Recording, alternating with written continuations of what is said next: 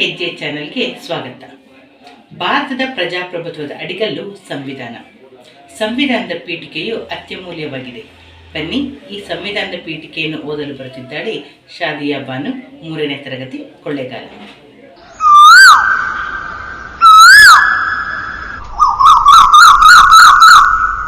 ಭಾರತದ ಸಂವಿಧಾನ ಪೀಠಿಕೆ.